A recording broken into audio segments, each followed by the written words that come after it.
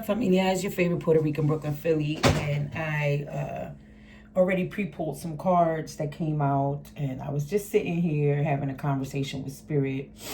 Thought it was going to be more personal, but it seems that there's this general message that wants to be shared, and yeah. So here we go.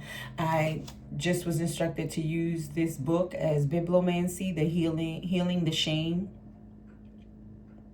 that binds you.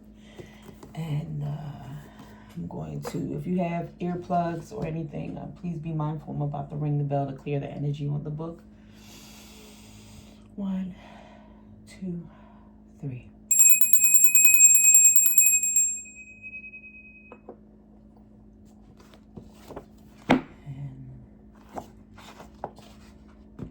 Work of Albert Ellis and Aaron Beck.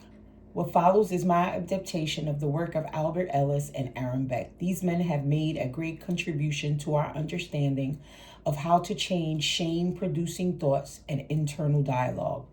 While I do not agree with Ellis that all feelings are directly related to thoughts or internal self-talk, I do believe that his techniques are a powerful way to do maintenance work on our basic shame-based self-concept and the distorted thinking that such a belief fosters. Our shame-based identity is predicated on the belief that we are flawed and defective. Such a belief is the foundation for shame-based thinking, which is a kind of egocentric tunnel vision composed of the following types of distortion. And the page mentions catastrophizing, mind reading, and personalization. Okay. They want me to read it. Okay. So catastrophizing, a headache signals an impending brain tumor. A memo to see the boss means you're going to get fired. Catastrophizing results from having no boundaries or sense of worth. There are no limits to the what ifs that can occur. So that means everything is a catastrophe. Now I get it. So they're saying if I say I got a headache, oh God, that means that. If I get a memo from the boss, that means I'm going to get fired. And I'm hearing these are all trauma-induced responses. And for most of us, they're automatic. They're like on autopilot. The mind reading. In mind reading, you make assumptions without evidence about how people are reacting to you. I can tell by their faces they're getting ready to fire me. She thinks I'm immature, or she went ask me these questions. These assumptions are usually born of intuition, hunches, vague misgivings, or one or two past experiences. Mind reading depends on projection. You imagine that people feel as bad about you as you do about yourself. As a shame-based person, you are critical and judgmental of yourself. You assume others feel the same way about you. And then personalization is shame-based people are egocentric. I compare it to having a chronic toothache. If your tooth hurts all the time, all you can think of is your tooth. You become tooth-centered. Likewise, if your self is ruptured and it is painful to experience yourself, you become self-centered. Shame-based people relate everything to themselves. A recently married woman thinks that every time her husband talks about being tired, he is tired of her. A man whose wife complains about the rising price of food hears this is an attack on his ability to be a breadwinner. Personalization involves the habit of continually comparing yourself to other people. This is a consequence of perfectionistic system that fosters shame. A perfectionistic system demands comparison. He's a much better organizer than I am. She knows herself a lot better than I do. He feels things so deeply. I'm really shallow. The comparisons never end. The underlying assumption is that your worth is questionable. So I'm going to leave it there because they have several more. I mean, quite a few more. But yeah, quite a few more. And I think the main focus was that when I now review it is about that internal dialogue, right? Those shame-producing thoughts. And as he mentioned in the beginning, was that he is going under these, or he's utilizing Albert Ellis and Aaron Beck for their not only their understanding of shame-producing thoughts and internal dialogue, but techniques that he found were powerful to make, to help with those kind of, that type of internal dialogue and shame-producing thought patterns or thinking, right? I'm going to put a pin in it in case we need to flip back open as the cards go. So the first card that I pre-pulled and shuffled was the Nine of Wands, right? So in Nine of Wands, we know that there's been, I'm hearing lessons learned, right? There have been battles that have been overcome, right? Battles that you have been resilient and you've pushed through. I'm hearing the song now, I'm still standing. Yeah, yeah, yeah, right? And then the second card that came out, but also they're saying to point out, look how defensive she looks, right? Because you have been in such, all my life I had to fight, right? Now this time I heard it from Kendrick Lamar, not from Color Purple, right? In his voice. But because your nervous system, you as an individual, for an array of different reasons, right? Because there's different people watching this video and everybody didn't go through abuse as a child, or, I'm hearing the mental and emotional stressors and abuses of just living in a capitalistic, misogynistic, patriarchal systematic system of social constructs, particularly one of racism, and especially on BIPOC people, Black, Indigenous people of color, is enough to cause one's nervous system to always be in this defense mode and to feel like there's always, all my life I had to fight battle after battle after battle. And this is the 9. The next card that came out was this 4 of Cups. And as you can see, this young man, he's hands crossed, head down, and is this young, like it seems like a mermaid with a cup, wanting to offer him this new cup. And he's, I'm hearing a temper tantrum, looking at the 3 cups that are spilled on the ground. And this is both reflective of you and the people around you, whomever the you that I'm speaking to, if you can resonate with this. So for example, they're saying, so in the 9 of Wands, you have become resilient and fought through 9, just to, put it in context, 9 different battles of I'm hearing interacting with people who were emotionally unavailable. And those 9 of Wands are they're dual in the sense that it reflects you withstanding and being resilient to come through the other side of dealing with people who were emotionally unavailable, whether from your childhood, whether it was an emotionally unavailable parent, all the way through your wherever age you stand now, right? Or whatever different phase of life you have experienced this. To also, not only that you were resilient and withstood it and was able to come through it, but also you fighting to enter the lives. The 9 of Wands is also representative of how many times you fought, right? This young mermaid is sitting there, right? And although you don't see her swinging or anything, but the fact that she's waiting on this young boy to look at her, to acknowledge her, to see, that's a fight in and of itself. That's an internal fight, because internally maybe you wanted to be loved, to enjoy life on another level, but you and could have with other people who were emotionally available and ready, right, to interact and engage in the awe and wonder of the world.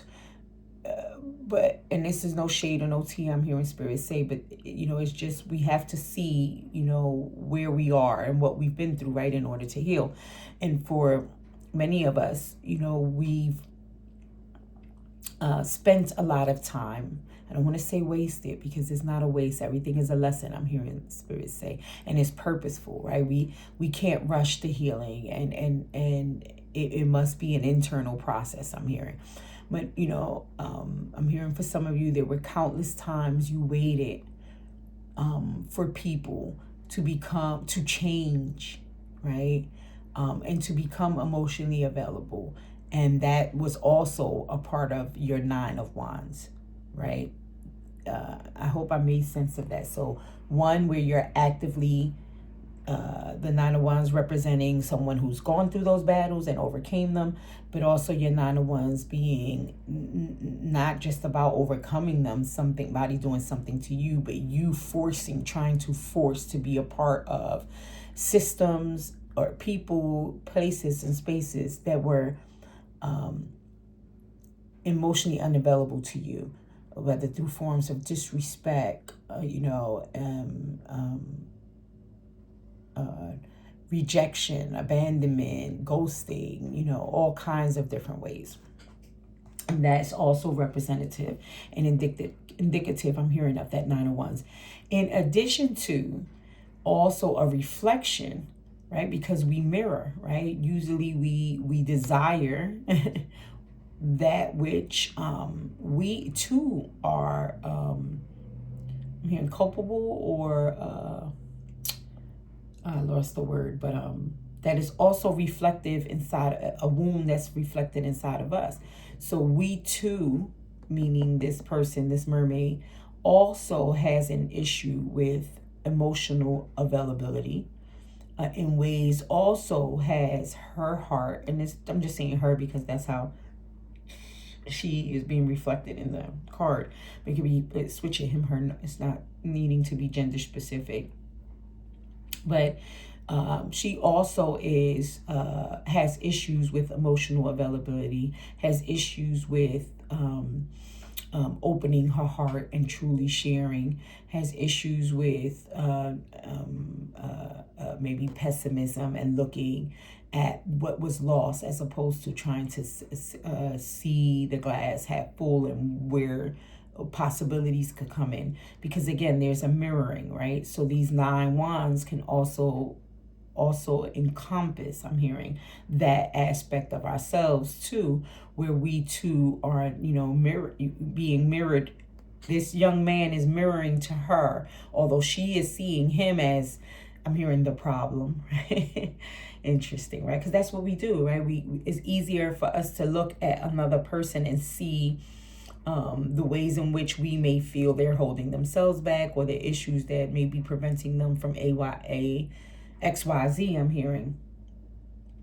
But typically, although we may not share the same symptoms, if we're connecting, typically is because we share the same root of an issue that may be expressed differently by us, right? I in one way and you in another way, but essentially at the core is the same issue. And I'm hearing at the core is shame. In this case, Spirit is specifically talking about, because I was led to pick up healing the shame that binds you. So if we're talking about shame, I'm being reminded to put the definition, and he did a good job in that paragraph. He says, remember, shame says there's something, and they're telling me, no, just read it the way he said it. That's why I put a pin in it. Thank you.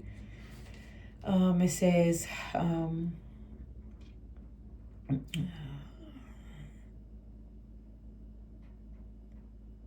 our shame-based identity is predicated on the belief that we are flawed and defective.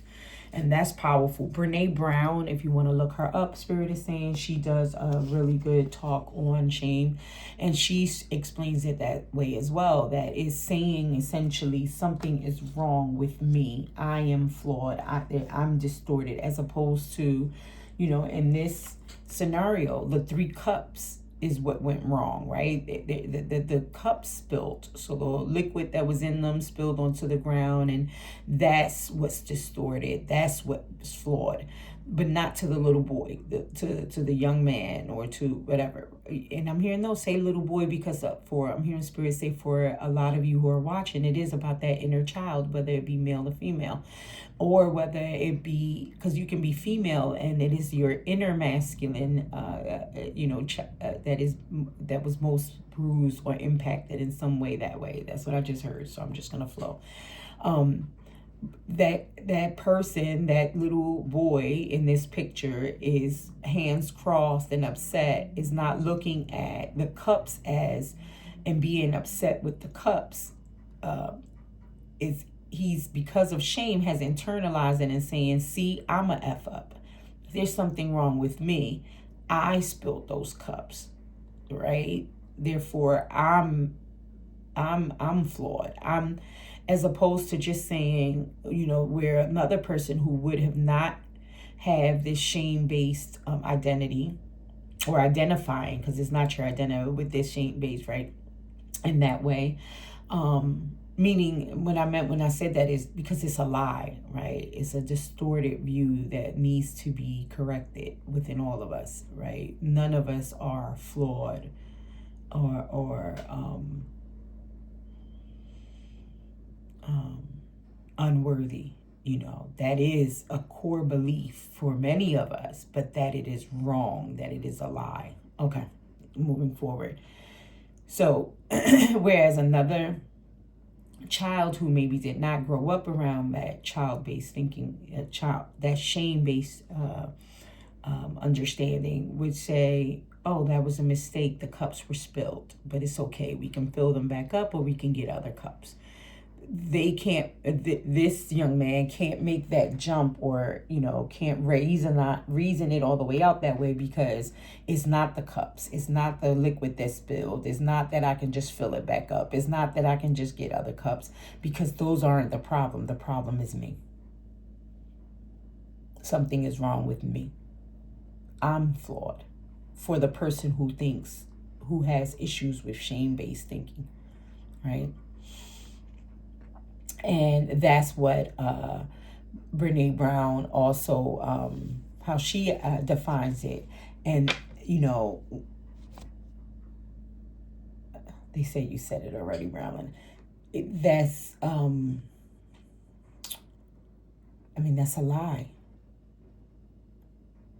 right? What I did, the behavior was inappropriate, or problematic, or caused whatever the consequences was. But not I as a being, my very essence. No, my very essence is still worthy. The behavior would have been quote unquote bad, but not I, the person. And the child doesn't make that distinction. The child says, I am bad, not what I did is bad. And the child, typically will say that, or the person who has issues with this shame, is because that's what they were told. And when you're a child, or even young adult, if you're saying you're bad, you're no good, you ain't, whatever, they internalized it, and that's the way they heard it, as opposed to, what you did was wrong, or that act was inappropriate, or that behavior is unacceptable. Okay, let me move on. I'm like 10 minutes into that. Okay. No, but they're saying that was important. Someone really needs to understand that and hear that. There's a difference between what was done was inappropriate, wrong, or quote unquote bad. That's very separate and distinct from you are bad, your very essence. Because if you are bad, then what? Because of the situation or the behavior, then we can correct that, right? We can unlearn a behavior or correct something. But if I'm essentially flawed, then that's it. What I heard, what I was going to do? So we have to correct that, because that is biologically, physiologically, chemically, scientifically, spiritually, emotionally, mentally, and all the whatever you want to. It is incorrect framework to begin our foundation of ourselves. The mere fact that we have breath and that we were born into this world gives, we are born with the value. We're born with the worth. There's nothing missing, nothing lacking. So that's how that is an erroneous concept.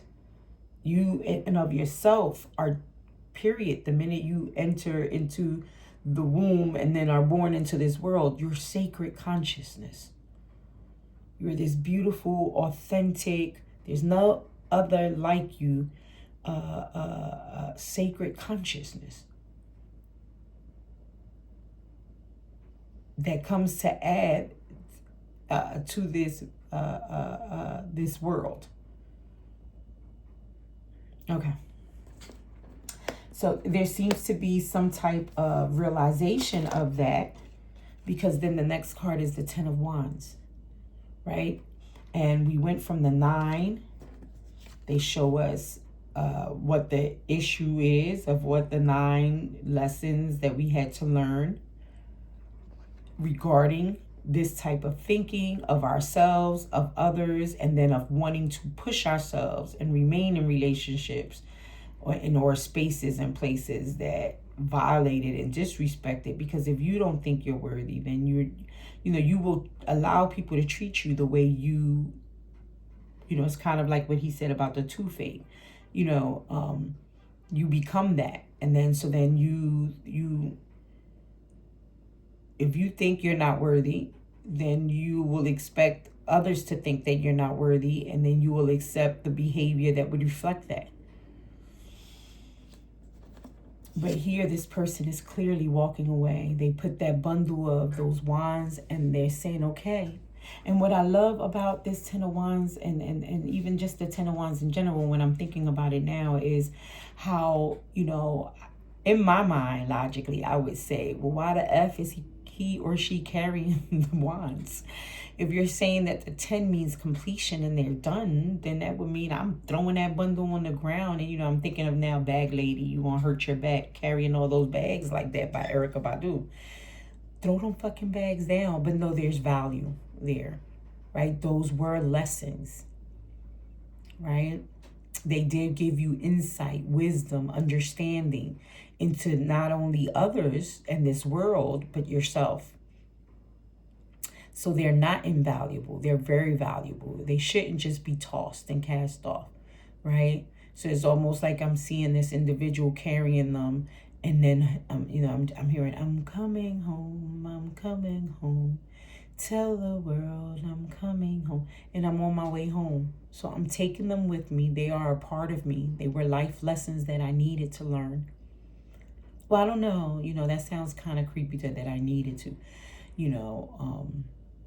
and the only reason why I say that is because I think sometimes, particularly us with more religious backgrounds, will say, well, you need, and that's not helpful when people are going through it. What do you mean I needed to go through this, right? What do you mean, right? So I don't know if I want to use that language. More, I want to say that I'm accepting in this picture, if I'm this person with these wands on my back going home, that this was, for whatever the reasons, nevertheless, they were a part of my journey thus far.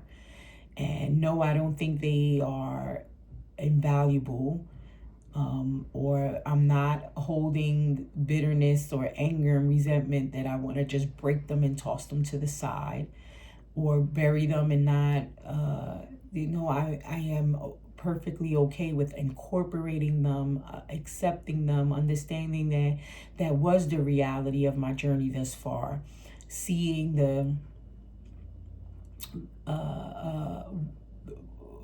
value I did,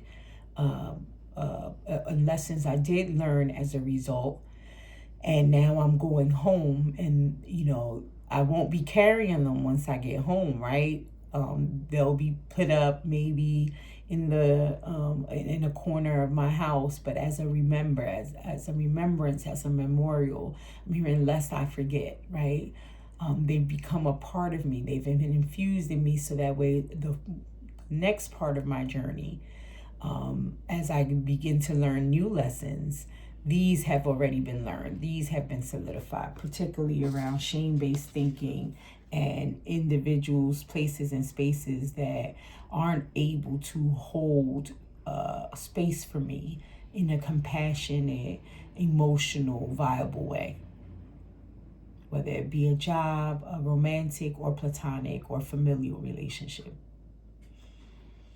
And I'm hearing Spirit say at this time is 25:28 when I looked at the clock, and so I just heard look that number up, but then that'll be the conclusion of the reading, of this portion of the reading. If and I'm gonna timestamp it, right? That way those who, have a shorter attention span or need to go for whatever reason, that in itself is a reading, right? A message for you. And for those of you who want to stick around, you're more than welcome to this second portion and possibly a third portion. But for those of you who need to go, it is okay. The message has been suffice, and it is exactly what you needed to hear at this time. And I'm hearing you have been filled. Yeah. And I'm thinking of the Bible and manna from heaven. Okay. So the next card that then flew out, for those of you who are sticking around, is the Temperance card, right? And that's so beautiful because it reflects that after I have integrated this, right? And anytime I say integrated, now I'm thinking of Carl Jung with individuation, right? Where he says, I accept my shadow, or those repressed parts of myself, right? But after this 10, right, I arise, I'm hearing. Now I'm hearing after this dissension, I ascend, like this Temperance card, right? Balance. I'm hearing equilibrium. Look at the rainbow in the back. Look, one toe in the water, one on the earth, pouring from one cup to the other. So there's this balance, there's this equilibrium, there's this reciprocity, there's this ebb and flow, this back and forth, this comfortability with this dualistic nature, right? I'm hearing this this beauty between this dance, this beautiful dance between the heart and the mind, right? Because we were talking a lot about shame-based perception, which would be thoughts, and then self-worth and anything, right? The heart, right? And emotionally unavailability, whether it's our own emotional unavailability that then we mirror and then attract people who are also, right? So that we can see it, or that of others. And in this card is this beautiful, I'm hearing alchemical flow, right? Of what happens when we alchemize it, right? Again, back to this 10 of Wands, if you remained with us, that I didn't throw them away. I understood them and even value them because they were a part of me and they were lessons, right? And we go from this, I don't know,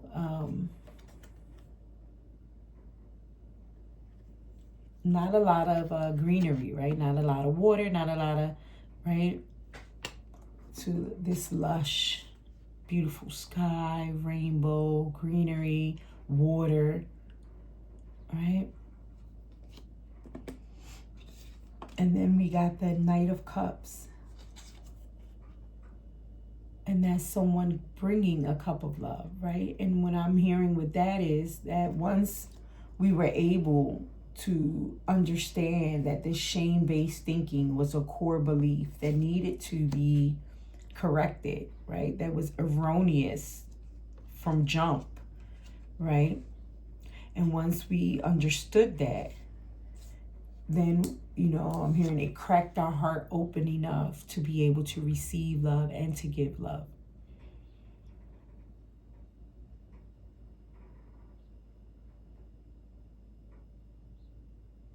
the possibility.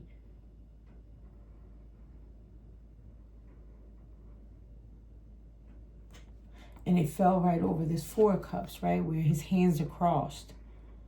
No possibility. I don't want to hear it. I'm over it. To know, oh wow, I have love. And I think I'm willing, to go out there and either give it, right? Because this could be you saying, I'm willing to now go out there and show my love, a cup of love. I have one and it's filled. Or you can be this can be someone that is headed towards you, but you're open to it now. You're going to be receptive to it. So that, therefore, although it may not be here yet, but you already are, your aura, your energy is already open and receptive, so it's on its way. And it's the cups, right? It's not the pentacles, so it's not as slow, right? It's not the wands, it's not as fast, but it's coming. I'm hearing it's a coming, both internally and externally. I'm hearing.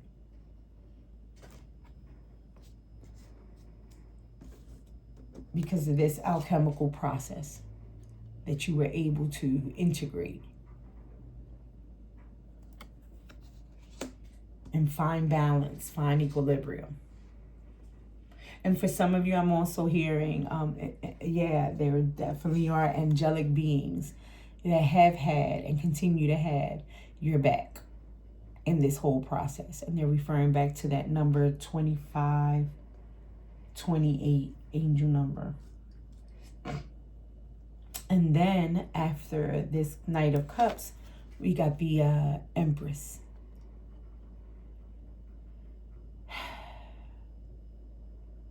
And the Empress is the giver of life, right? She births creations, right? Whether they be literal babies or figuratively speaking, right? And look at her. She's open. She's receptive. She knows her worth. She knows her value. She's not sitting there trying to force someone to take her cup. Especially not someone that's not ready to take it. She's astute. She has wisdom. She knows that that's not necessary. And she's sitting down, waiting for this knight to come and bring the cup. She's not chasing. I just heard, because I'm a lady. Right, from Martin and Sinead. That's what I just heard. Because I'm a lady, right? And again, for my males watching, it's not about feminine. It's about self-worth, I'm hearing Spirit say. It's about knowing who you are, right? And I think it's beautiful that it's the Empress and not the queen of anything, right? Because the Empress is sitting out, look, in the forest somewhere, like communing with nature, not necessarily being depicted on a throne of gold in a castle or anything like that. That would, for me, give me more imagery and feeling of like systematic, wealth and things of that nature. No, this is more of an innate, a more well-rounded sense of wealth and abundance that surpasses just the pentacles, the coins, right? And the Empress encompasses all four of the queens, right? The Queen of Wands, the Queen of Swords, the Queen of Cups, and the Queen of Pentacles, right? Back again to this harmony, to this well-balanced, just heard oil rig. I don't know why I heard that, but right, that is flowing, right? She knows how to ebb and flow between, at any time and juncture, I'm hearing, between all four of those queens. But most importantly, she's receptive. She's fully into her feminine aspect. Again, whether you're male or female, we all need to learn to receive. It's great to give, but we should also be just as equally able and willing and ready to receive. That's why it's so important for you to be able to have someone who's emotionally available, who isn't scared to share their cup and to show it. Remember, it was important when I said, oh, here I come, showing my cup, bearing my cup, to show it. There is this sense of vulnerability, this sense of fear that stems, right? Well, because if I show my cup, what's going to happen? Could it be, taken for granted, spilled, used? But because, and I'm hearing, and we don't know, but it's a chance we're willing to take when we understand that the cup is something I'm holding outside. Whether this cup spills or not, it still would not have anything to do with my essence. My essence is beautiful and valuable. Therefore, I can fill another cup up and do this again.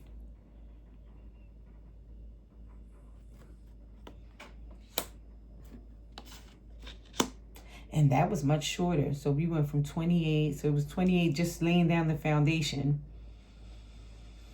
Is there anything else you want me to say with this, Spirit?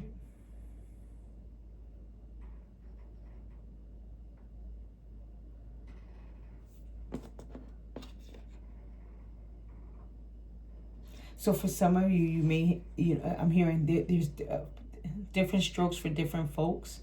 Some of you are here in this stage, hermiting by yourself, alchemizing, right? I'm hearing allowing the homeostasis, right? This rebalancing, this reset to occur within, internally, by yourself, right? I'm just heard in this Garden of Eden. You are the Garden of Eden. Your temple is. It's all within. That's beautiful. So don't despise the little things I'm hearing, or what may seem little and minuscule, right? And I'm hearing that these little things are usually the mightiest, right? So they're giving me the imagery of a small oak tree seed that then grows up to be, or now I'm hearing something fernwood, greenwood, whatever. I'm thinking of the movie Planet of the Apes, and where he takes Caesar out to that forest where those like trees are like humongous. That humongous tree was once a small seed. So don't despise the little things. Don't despise the moments where you're hermiting and allowing this alchemical process. I'm hearing you are the Philosopher's Stone. You are the so-called led, because you were never led, but because you thought you were led, right? Based on this shame-based thinking. We needed to show you, you needed to learn that, you were always gold.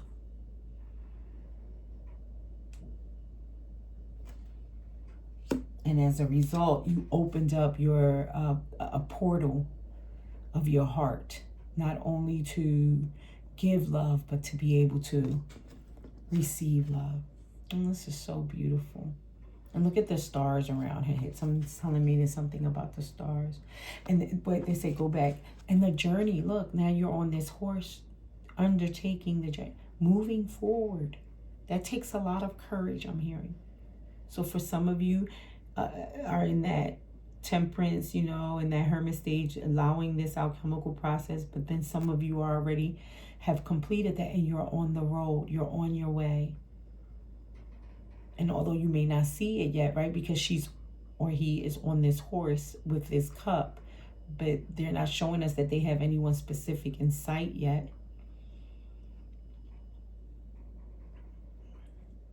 So I'm hearing both in the 5D and in the 3D, right? Practically you're on this horse moving forward on this road. But then in the 5D, it's already, I'm hearing, sent out a signal.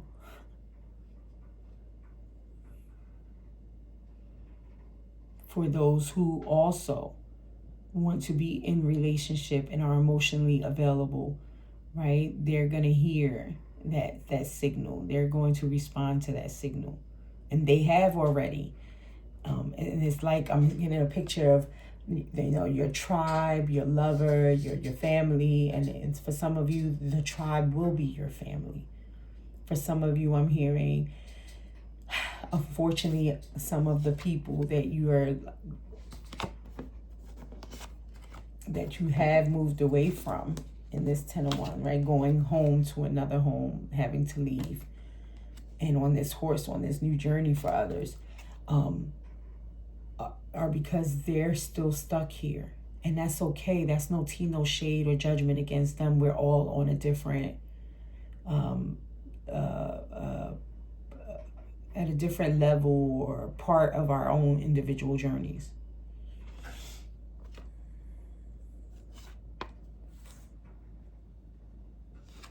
So as a result, you know, now I'm seeing the 3 wise men or the 3 magi that we hear. And we are in Christmas season, interesting, right? Where they said, I'm following that star. Something's telling me that I got to go to where that star is. So just like this is you with this cup ready now, being vulnerable, right? Pushing past the fear and in motion.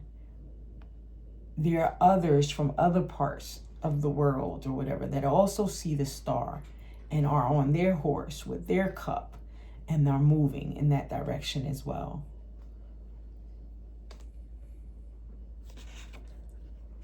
And I'm hearing that internally. Yeah, confirmation, excuse me. It doesn't necessarily need to be an external, right? Once you, now I'm getting the vision of the Grinch where he says, oh God, and that's another Christmas example.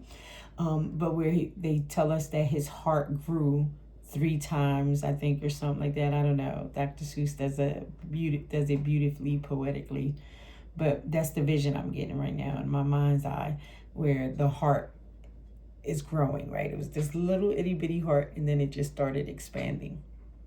And I'm sorry, I just got a little emotional because I thought of someone who I'm leaving behind, whose heart is still this way, right? Because we love people, and we want, you know, whether they're family or friend, right? And we want them to also experience. And I'm hearing that's for a lot of you. That's what you kept doing. You kept thinking, well, no, I can do it. I can change them. You know, I can make them see, and you can't. We can only see on our own and when we're ready. So, as a result of your heart growing 3 times big, well, I keep saying, I don't know why I say it. I don't know if Dr. Seuss says 3 times, but growing like the Grinch, now you're sitting here in this beautiful, like you're this star that they're